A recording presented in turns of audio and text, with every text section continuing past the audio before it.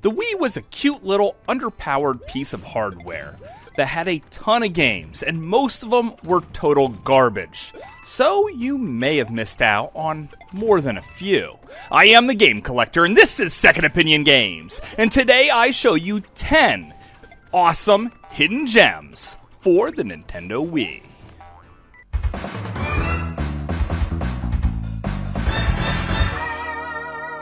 Second Opinion Games. Tzenkethi though Rave. This game, I swear I butchered that pronunciation. I'm sorry! But think UFO Earth Defense Force on the Wii, but with an incredible amount of blood flying everywhere. Gee, I wonder why this game never came out here in America. Now, if you think the enemies I'm fighting here are freaking huge, well, you know what? They just get bigger. Holy cow. Did I just cut off that guy's arm? Oh my god. And you know what? They get even bigger. Later on in this game, there is massive creatures. You'll be using your hack and slash weapon and your ranged weapons alike. Magical spells, collecting stuff, upgrading. Now, in case you don't know why you don't have this game already, it's because it's a Japanese import, and I love importing games. And yes, the menus are really hard to cycle through when you know nothing about Japanese. But take your time with it anyway and give it a try, because it is a bloody good time. Kanoa. Now, this was probably one of the absolute best games on the PS1. And you know what? It's one of the best games on the Wii as well. The only thing they changed, seemingly, other than dramatically upgrading the graphics, is some questionable voice acting. But with that out of the way, this is a far superior port in nearly every way. I love the graphical effects here, and how true it actually stays to the original game. The boss battles are very inventive, whether it's ringing a bell or doing tons of other stuff, and the game is the perfect mix of platformer and puzzle game. You could play this game pretty much any way you want, either just speedrunning, plowing through the whole game, or taking the time to collect every single collectible and find all the branching paths. Either way, you're gonna have a great time with this one. Phineas and Ferb Quest for Cool Stuff. Now, this is a kid's game, so it's pretty darn easy. But if you even liked the cartoon tiniest bit, then you're going to absolutely love this. It feels like you're playing episodes of the cartoon. Now, there is some filler here and there, but the actual structure of the levels are really good and pretty much straight out of Mario's playbook. You get to control Phineas and Ferb, go through crazy adventures, customize your vehicle of choice, and this game, a bit easy, but still very, very good, and definitely a shining gem. Ragor. This game is a blatant God of War clone. Through and through. No other way to discuss it, just look. And honestly, I love it. It plays on the Wii how you think God of War would play on the Wii. Now, there is some limitations to the hardware, so you're not going to see lots of enemies on screen, but you just might see really freaking huge enemies on screen, especially the boss battles. And this game holds up very, very well. Yes, there is some backtracking here and there, and yes, the game's controls do get a little too complicated for their own good, despite the simplistic Wii controls, but it's just like God of War. Now, one caveat here: if you never heard of Pandora's Tower, you should probably pick that one up instead. But for everyone else, give Ragor a chance. Tornado Outbreak. You know, guys, there was a time where seeing Konami's name on a game didn't make you cringe in terror and disgust. This was in that time, and Tornado Outbreak is incredibly cool. Think Katamari Damacy, but without the really weird music, a much better storyline, and a freaking tornado that you can control to satisfyingly eat up things to become bigger, bigger, and bigger. Imagine playing Twister if it was a game and you were the freaking Twister.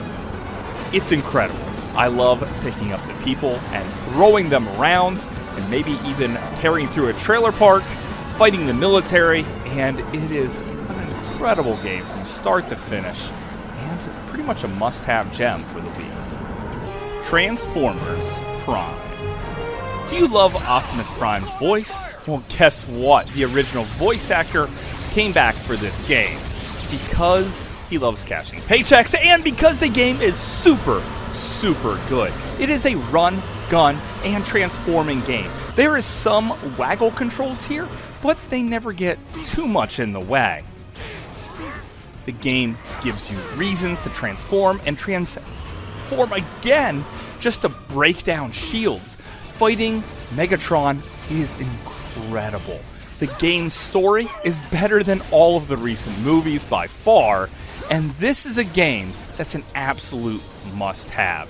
Made by Activision, they tried to turn it into a little bit of a Call of Duty thing, but that doesn't stand in the way from it being excellent. Definitely pick up Transformers Prime. Broken Sword.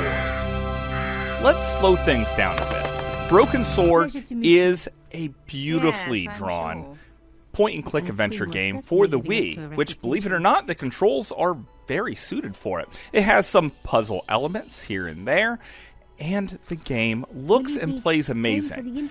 Do yourself a credit, though. Sit down when you have the time to actually play it. This isn't a game that you rush through as fast as humanly possible. Instead, it's one that you absorb all the little details they put into it and enjoy it like you would a good story or a good movie.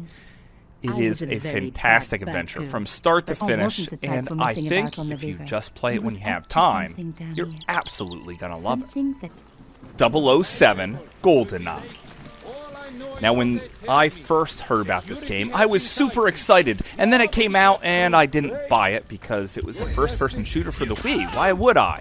A couple months went by and I saw it in a bargain bin, picked it up and gave it a try, and holy crap, it is freaking awesome. It's like a mix between the old school Bond and Call of Duty, which is pretty darn good, especially for the Wii. This is definitely the best first-person shooter for the Wii. You have tons of different missions and different things you could do, including taking out your camera and snapping a few pictures of an awesome helicopter, and you kind of feel like God when you're playing on easy, just running into everything and mowing people over. You can play more stealthy if you want, or just have at it and wipe out everyone, no matter how you look at this game. It is a lot of fun. Blastworks. Are you the creative type that loves creating your own thing? Well, Blastworks is a horizontal shooter where you can customize your plane pretty much any way you want, or you could just shoot everything in sight and then collect everything.